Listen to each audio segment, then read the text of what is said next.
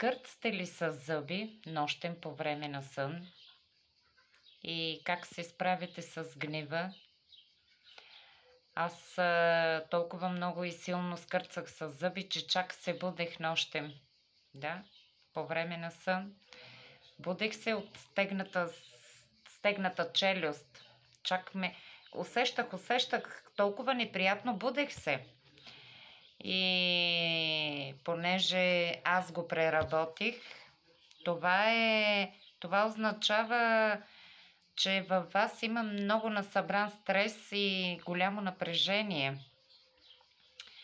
И аз го отработих, да.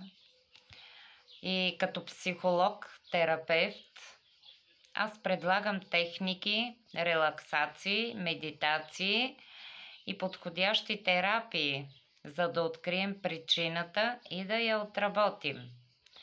Аз съм Нели Маринова, холистичен психолог-консултант, квантов терапевт. Благодаря.